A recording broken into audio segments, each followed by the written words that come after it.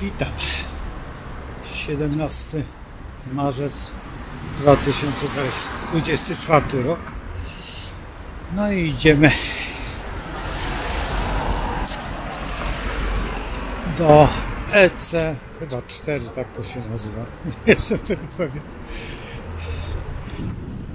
Pokażę Państwu ten kompleks kulturalny, tak trzeba powiedzieć, ale będziemy szli tak troszeczkę inaczej.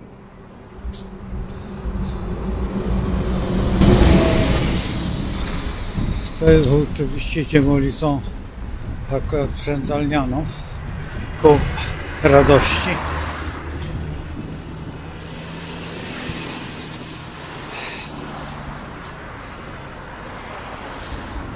Powstają jakieś dziwne bloki. Czy one są, ale to zaraz zobaczycie.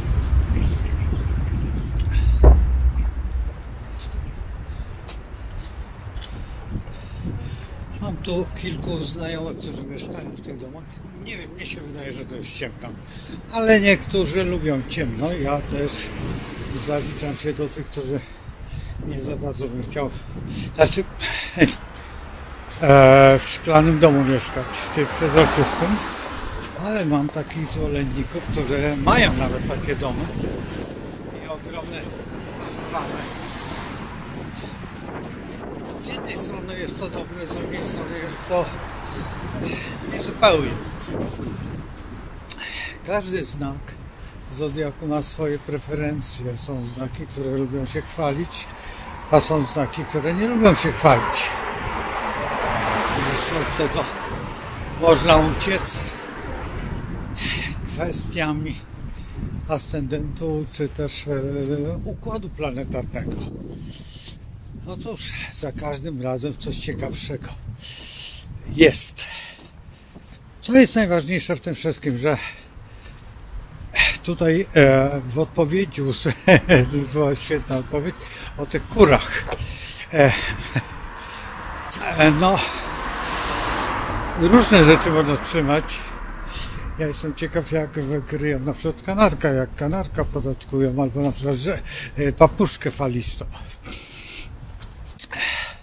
Ale rozmawiałem na rynku, no więc jakiś bakutil musi odebrać taką kurę, która padła, nie wolno jej zakopać na własnym terenie.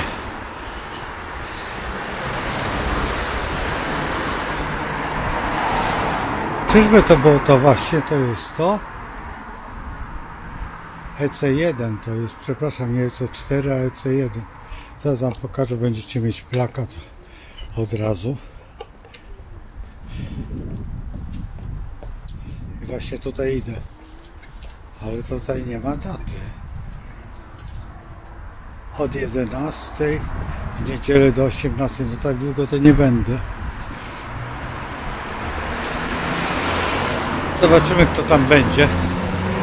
Może będą nawet znajomi jacyś. Znaczy, ja idę do znajomej.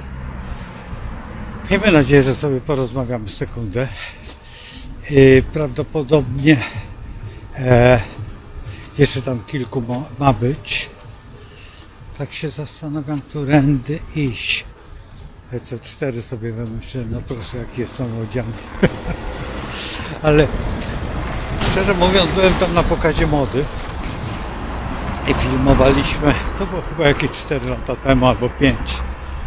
Robiliśmy szczerze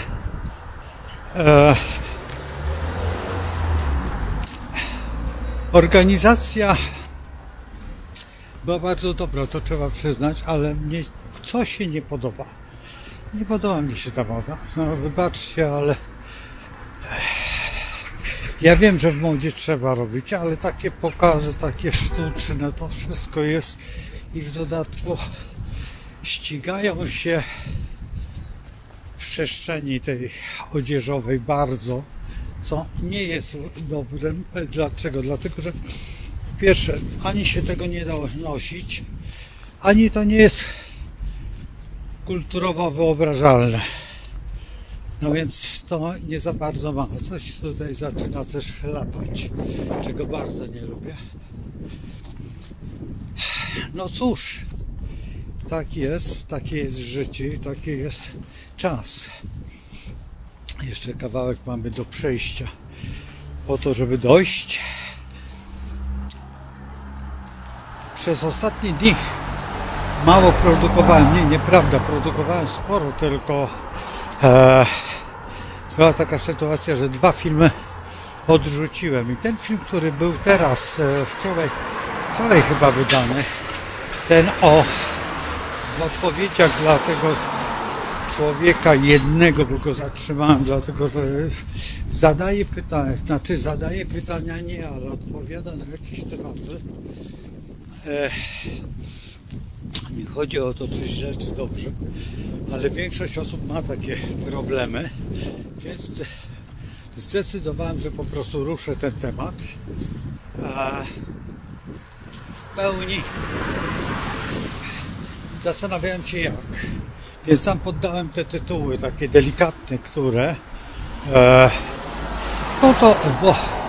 i przeniosłem te wypowiedzi, znaczy te opisy pod filmy. Także sobie można je odnaleźć tam pod poszczególnymi, chyba tam nawet to jest pod jednym albo pod 2 filmami, nagle taka dosyć spora ilość wypowiedzi takich fragmentarycznych, co lubię, dlatego że daje mi to wolny temat. Dodatkowo, tak mówią to niedorośli astrolodzy, no to co pan powie jeszcze o rybach, a w dodatku jest mnóstwo teraz tych problemów życiowych, czyli egzystencjalnych. O, nawet grad pada. No proszę, takie kuleczki białe. Więc w tym wypadku na przykład mocno bym się zastanawiał nad tym, jak to jest i jak to wygląda. Więc tutaj wiecie co, że z dnia na dzień nie rozpoznaję tej ulicy. Patrzcie, tam za, nie wiem czy będziemy szli, ale tam za tym takim jasny blok powstał. To jest dosłownie na torach dawnych. Czyli tutaj zasypano te tory. I proszę jak to wygląda. Nagle blok powstał. Na tej ulicy, czy chciałbym tu mieszkać? Nie wiem. Nie wiem, naprawdę nie wiem. Dla osoby, która nie zna Łodzi, to jest na pewno fascynujące miejsce. Ta osoba, która zna Łódź, no powie, no chociaż jak się patrzy na topografię miasta, znaczy na mapę i się ustawi na mapie, to jest bardzo ciekawe, no bo to jest dworzec Łódź Fabryczna, okolice dworca Łódź Fabryczna, który wbija się jak nóż w miasto Łódź. Proszę, biura do sprzedaży. Tutaj mamy biuro sprzedaży, no i mamy wszystko.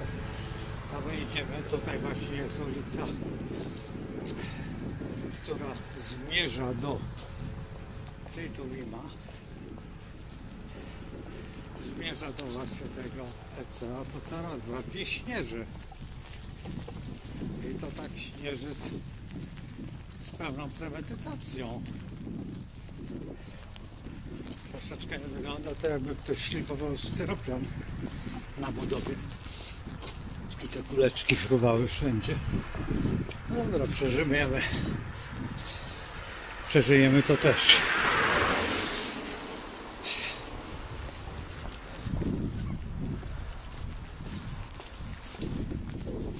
Widzę, że tutaj troszeczkę znajomy się ukazuje, ale to nie dlatego, że coś tam, tylko po drugiej stronie czekają na autobus.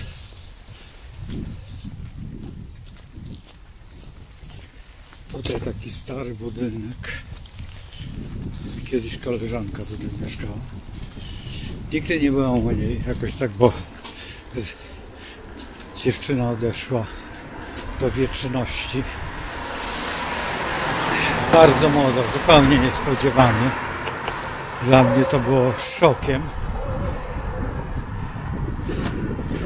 dlatego że jak pracowałem wtedy jeszcze jako wychowawca, ona była moją wychowanką, potem znajomą, bardzo dobrą, bo i z mężem się bardzo przyjaźnimy, do tej pory pożyję. I tak się stało, że mimo, że blisko mieszkamy, oni bardzo często zmieniali mieszkania. To było cenowe mieszkanie. Ale jakoś tak minął czas. Tak się zastanawiam, czy przejść na tą drugą, żeby pokazać Państwu tą architekturę taką typową ludzką. Udało się. Nikt nie trąbi, nikt nie gwizdże. O, proszę, zobaczcie. Jak to wygląda. Ta architektura łódzka.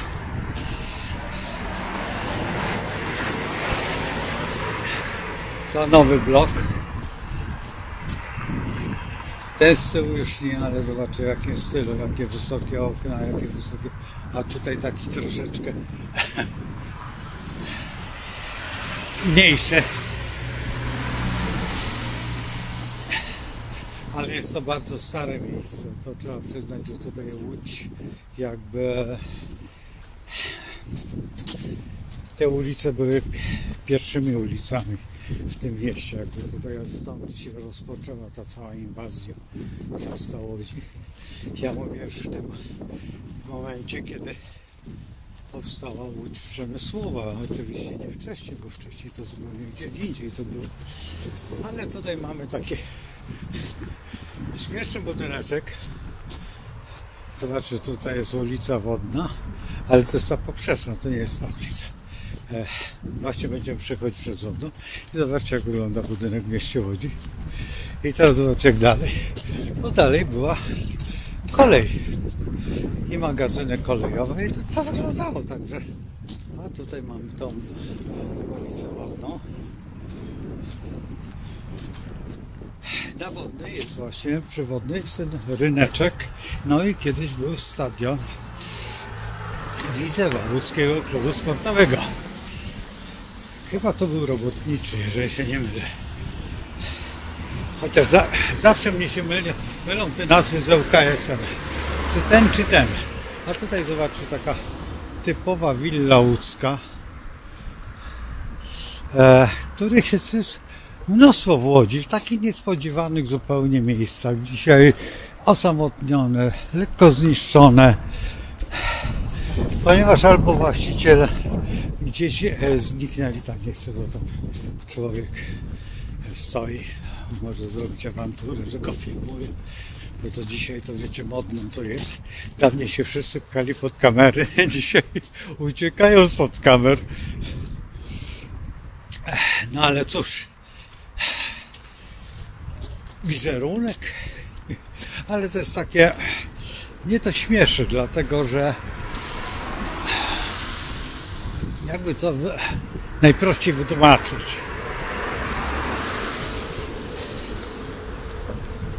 Jeżeli mamy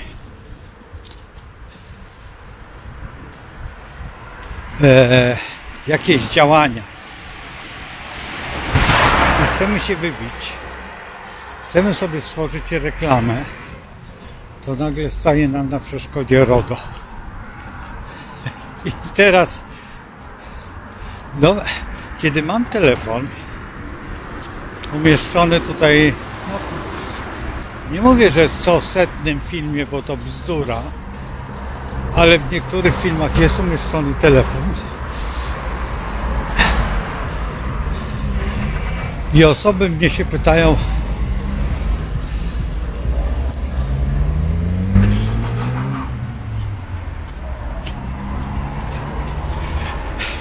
a właśnie przejście takie i w tym momencie mamy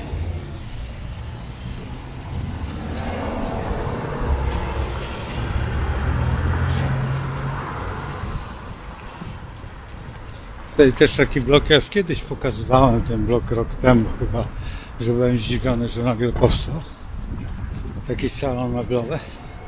Tam dalej mamy elektrownię. Słuchajcie, chyba jeden z najpiękniejszych sal tam jest taka sala. Nie umiem odpowiedzieć, co było przed wojną, ale tu się płaciło za prąd. Czy za gaz? Nie, za prąd. No przepięknie tutaj jest. To jest prawie że równe temu bankowi. Nie wiem, czy ja pokazywałem ten bank, czy też zlikwidowałem ten film, bo ciągle coś i nie wszystkie filmy, bo ostatnio mam sporo takiego działań dziwnych. Tam widzę, że ludzie pchają się, a my chyba pójdziemy od innej strony. Zobaczymy, ale idziemy tutaj. No, jest remont tej hali takiej. Nie wiem, jak to nazwać. Bo to jest przepiękne. Naprawdę trzeba przyznać, że to jest przepiękny. Po pierwsze, przepiękna fasada. W ogóle to jest bardzo ładnie. Zrobiło się. O, popatrzcie, każdy róg domy. Tutaj naprawdę jest bardzo ładnie. O, tutaj się wchodziło. Jest taka typowa lampa łódzka. PGE. Punkt obsługi klienta, przepraszam. Tablica pamiątkowa, proszę. Taki fragment prawie, naprawdę jak to wyglądało. W tej chwili robi się tak zwanych świadków historii. Ci świadkowie nagle w pewnym momencie jakiś fragment budynku wygląda tak, jak powinien wyglądać. Ja tutaj też pokazywałem ten budynek, który szokuje mnie, bo jest takim brytyjskim troszeczkę sposobie. To nie jest łódzki, to jest troszeczkę nadrobione, ale cudownie odnowione. I tutaj ma to jakiś sens, jakąś logikę. Tutaj wam też zaraz pokażę bardzo dziwną rzecz, bo to też jest, można by zaliczyć do famułów, ale ja nie wiem, czy tutaj pracowali gazownicy, czy chyba gazownicy. To jest taki blok wzdłuż. Ja kiedyś, chyba rok temu, jak miałem zepsuty ten plecak, to wtedy właśnie tam na końcu jest ta zabawa. No i idziemy tutaj. O Boże, co tu jest? No dobrze, no ale sobie idziemy. To jest właśnie to EC1. Słuchajcie, fantastyczny moment budowy tego. Bardzo dziwne. W gruncie rzeczy gro rozpoczęcia i pomysł chyba wyszedł od Atlasu. I Atlas tutaj jakby postawił to wszystko na jednym kołku. Zaraz zobaczymy, jak to wygląda. Ja będę przerywał co jakiś czas, dlatego że no wiecie, o co chodzi. Proszę, jak to wygląda. Śmieszy mnie ta nazwa. Wiecie, nie dlatego, że coś tam, tylko no cóż, tak jest jak jest. Tutaj więcej tego żarcia, jak czegokolwiek zobaczyć dookoła. No. Co? W Łodzi były jedne z pierwszych targów, chociaż z koleżanką się kłócimy, że prawdopodobnie w Krakowie były pierwsze targi, ale nie wiem.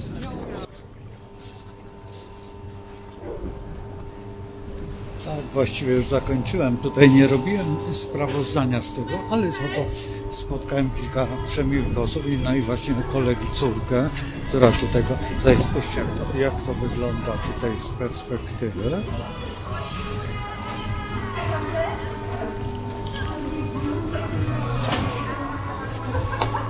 No i wracamy już z powrotem, tylko pójdziemy inną drogą, ze względu na to, że nigdy nie lubię tej samej drogi. A idziemy sobie do przodu. No i tak to wygląda. O, tak wygląda tutaj. Targi zdrowia. Trudno powiedzieć, czy zdrowia, czy raczej handel kciukami i innymi rzeczami. Chyba więcej tutaj jest tego zdrowia tutaj na zewnątrz. Jakieś tam serki. Tak, tutaj widzę, nie wiem, czy jakieś, nie wiem, paskudy. Tak ja to nazywam. No cóż, większość społeczeństwa uwielbia te rzeczy. Pepsi-Cola, Coca-Cola i jeszcze jakieś tam. Tutaj mamy, zaraz wam pokażę. O, tutaj dawna elektrownia. I dosyć interesujące sytuacje, które są bardzo ważne. Cieszę się, że tutaj bardzo mi się to podobają, tutaj te malowidła. Trzeba się dokładnie przyjrzeć tej grafice, o co tutaj chodzi. Ale jak będzie ciepło, wtedy będziemy przechodzić tutaj. A teraz jest, dzisiaj jest zimno, troszeczkę zmarzłem, ale zaraz się rozgrzeje, maszerując z powrotem do domu. Cieszę się, że spotkałem te kilka osób naprawdę bardzo ciekawych. Chłopak, który zajmuje się numerologią, nie wiem na ile, czy jest dobry, czy nie jest dobry, jest z Wrocławia, ale on mnie kojarzył, ja też jego kojarzyłem, skądś go kojarzyłem, no więc musi się zajmować przynajmniej te 10 lat albo 15, a właściwie ze 20. Na tyle nie wyglądał, ale koleżanka, która jest wróżką, którą ciągle gdzieś spotykam w niesamowitych miejscach i bardzo się lubimy.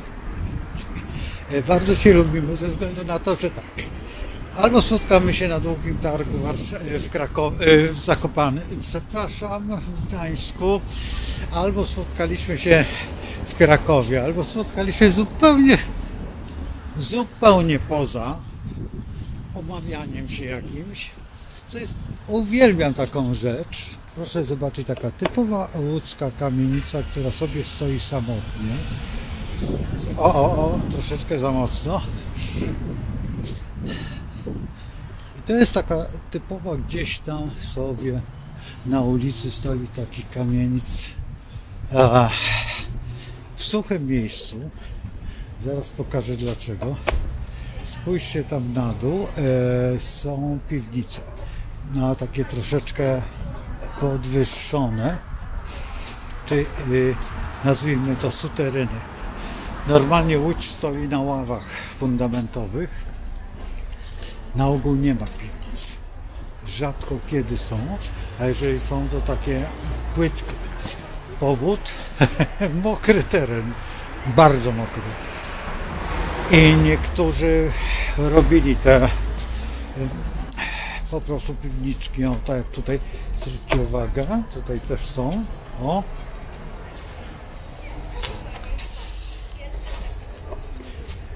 I powodem jest właśnie, że tutaj jest suchy teren.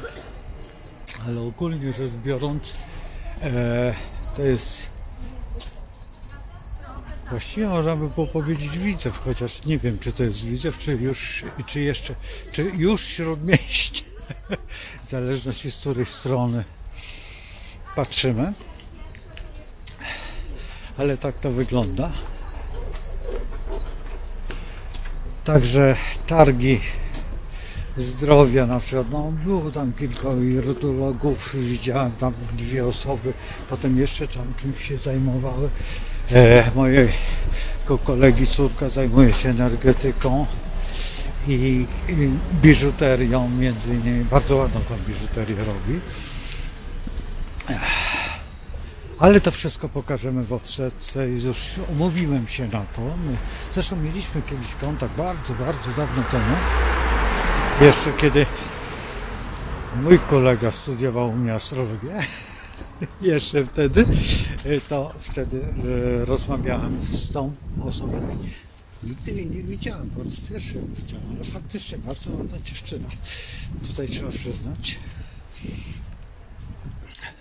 Tutaj zobaczcie, to jest przepiękny dom. Ja zaraz przyjdę na drugą stronę, wam pokażę. Przepiękny ten budynek jest. To jest po prostu arcydzieło Łodzi. Łódzkiej architektury. Przyjrzyjcie się. O, zobaczcie, jak on wygląda przepięknie. Jakie piękne balkony. I tutaj jest rzeźba na górze.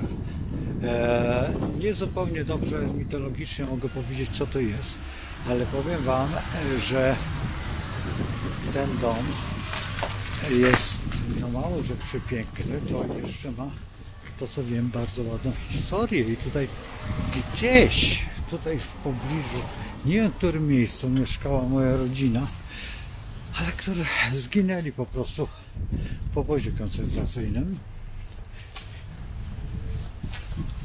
Za co? Zaraz wam powiem za co.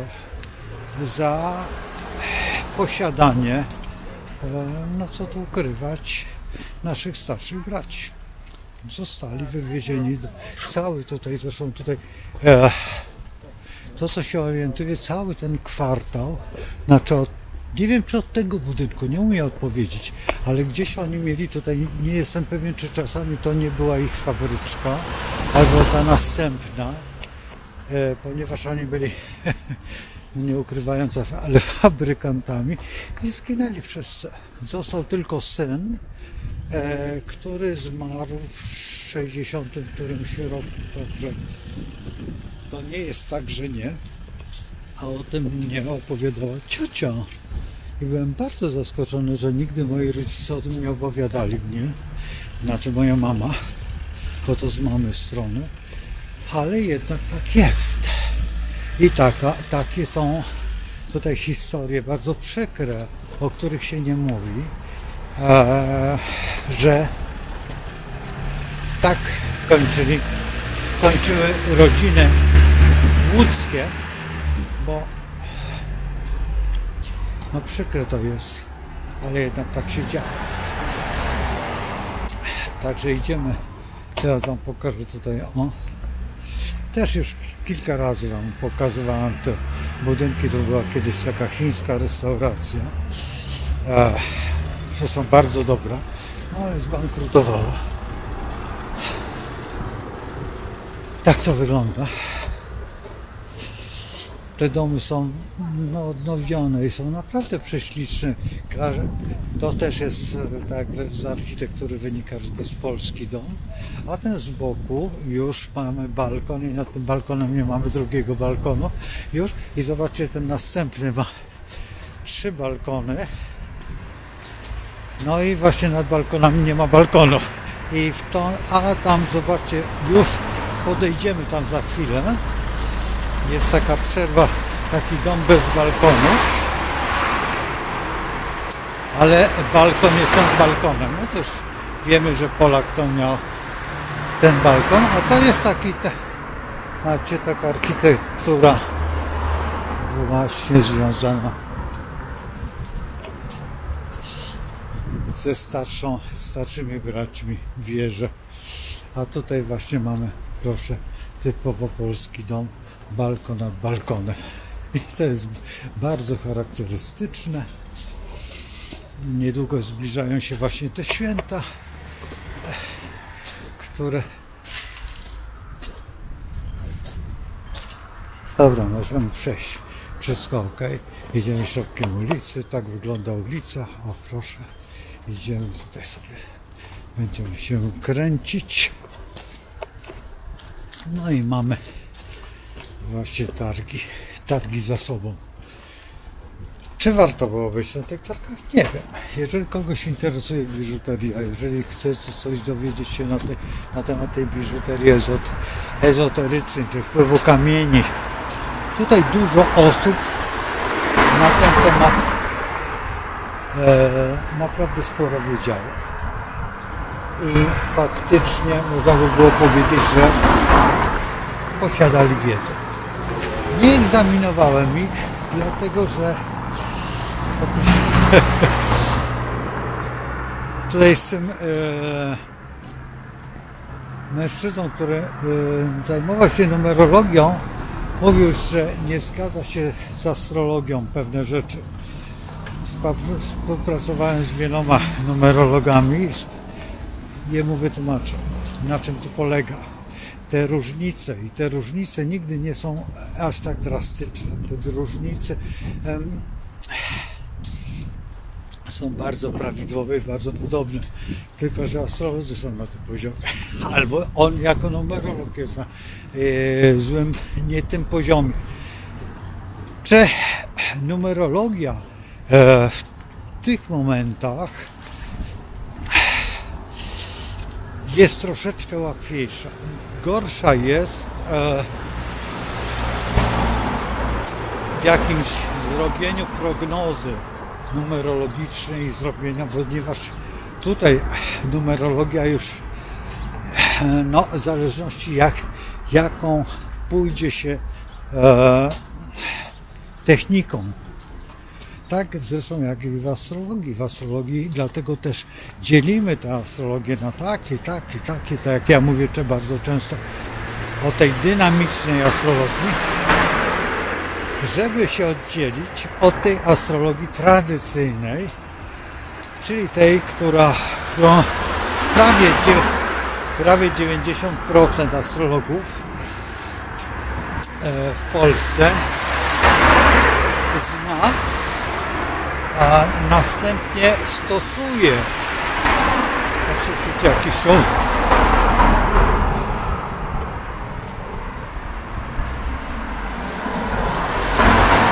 Tak, chcę wam pokazać dom.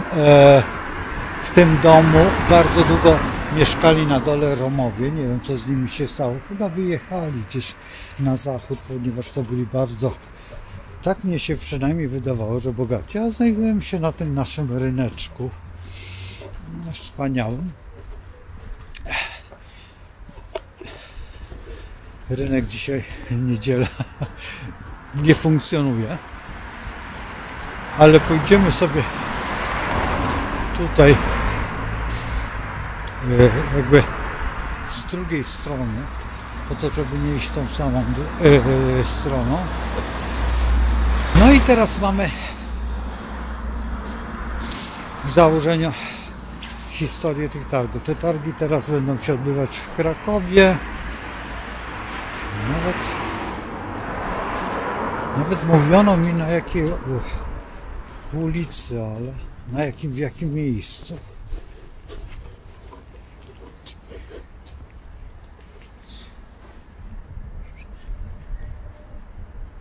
No proszę. Co mnie zastanowiło?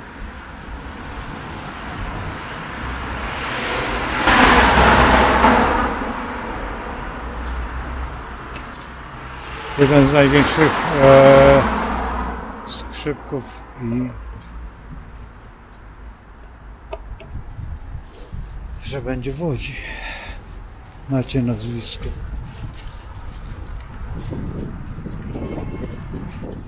A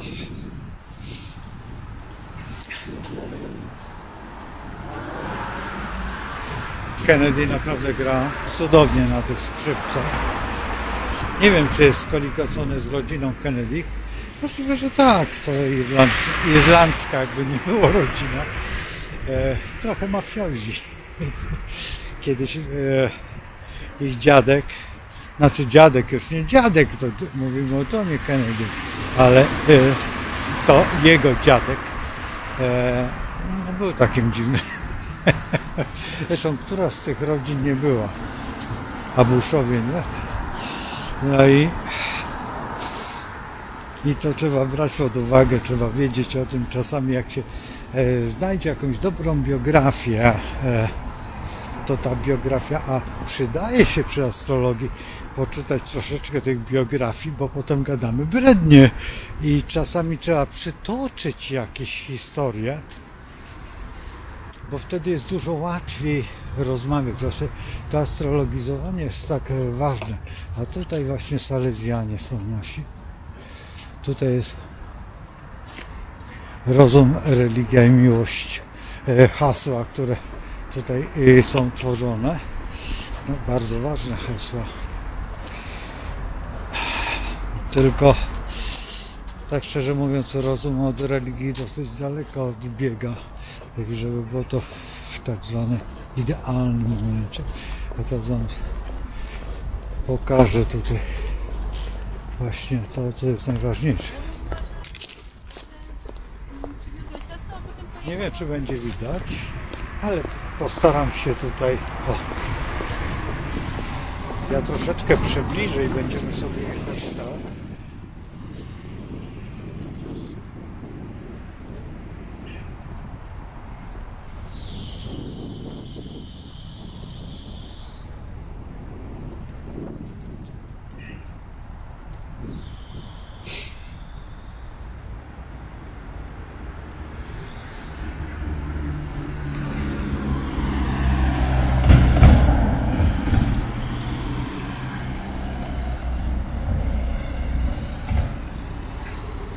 Czy ja dobrze widzę? Tak, tak, tak.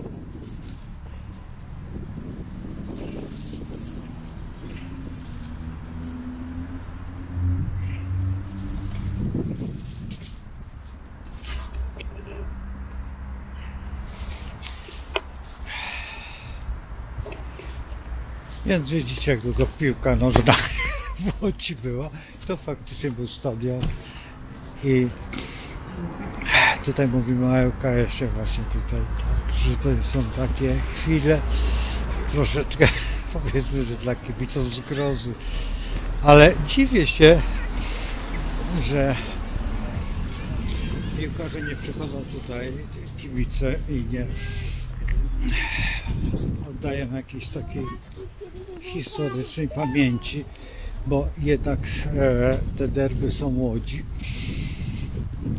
i to powinno się odbywać w taki bardzo elegancki sposób. Właśnie tutaj to miejsce powinno być uhonorowane, tak żeście przeczytali. I to tak, zobaczcie, teraz ktoś by powiedział, ale paskacz od tematu. No, taka jest Łódź. Łódź jest takim miastem bardzo dziwnym. Zresztą o Łodzi można mówić godzinami, jeszcze będzie mało. Łódź jest historycznie bardzo kapryśna. To trzeba przyznać, że Łódź jako miasto jest bardzo młodym, chociaż niby 600 lat minęło, ale to praw miejskich, bez przesady, to nie porównujmy z Kaliszem, który ma ileś tysięcy lat, a ileś tysięcy, bo to, co się orientuje, to Kalisz ma 2000 lat. No to gdzie tutaj porównywać 2000 lat, a Kalisz był chyba nawet więcej. Gdzie tam 2000 lat? 2000 lat to od Chrystusa. A to jeszcze był za czasów Egiptu, był znany już Kalisz jako Kalisja. To szlak bursztynowy. Jantar. To te miejsca, które są zapisane i to ho. A jeszcze wcześniej przecież, co to ukrywać, krzemień nasz i toporki krzemowe, które potrafiliśmy znaleźć. Dzisiaj archeolodzy odnajdują gdzieś na równiku w Afryce. To jest lepszy numer. Nasze tutaj toporki, które wyrabiali tutaj, nie wiem jak ich nazwać, kamieniarze? No to nie inaczej. I wyobraźcie sobie, na równiku toporek przez jakiegoś tam, no, czy to był Beduin, czy nie Beduin, tak? czym my tu mówimy? O jakiej cywilizacji? My już robiliśmy broń wtedy, kiedy tutaj białe niedźwiedzie podchodziły. No więc możemy się trochę poświęcić. I tego właśnie nie lubią inne narody. Nie znoszą, najbardziej nie znoszą tego, że my mamy ciągle różne pomysły, że jak nie produkujemy toporki, to mamy dymarki i zaopatrujemy cały Rzym w broń dwusieczną, a nie wykorzystujemy tego. No, niby nie, no, trudno powiedzieć, że nie wykorzystujemy, a dzisiaj będziemy tam jeszcze inne rzeczy robić, co jest po prostu, no i polska myśl, jako tych ludzi, którzy, wiecie, jeżeli mózg cały czas przez pokolenia pracuje, przez kilka tysięcy lat i w dodatku wchodzi na pewne rezonanse, to na tych rezonansach zaczyna tworzyć różne wibracje i kombinacje synapsowe i synapsy zaczynają się nieźle bawić. No i w tym momencie wpadają na pomysły, tak jak ostatnio oglądałem LEDowe kartki. Chłopak, który założył fabrykę za 10 milionów euro w Berlinie, czuje się Polakiem, czuje się sam nie wie czym, właśnie powiedział, że Marsjaninem, ponieważ w Polsce go nazywają Szwabem, Omen, a w Niemczech nazywają go Polakiem, no więc on tutaj i jedno i drugie znaczenie jest obraźliwe, no więc podejdźmy do tego z zabawie. No i tak jest. No słuchajcie, trzymajcie się. To ta moja wizyta dzisiejsza niedziela. Ja szybko to puszczę.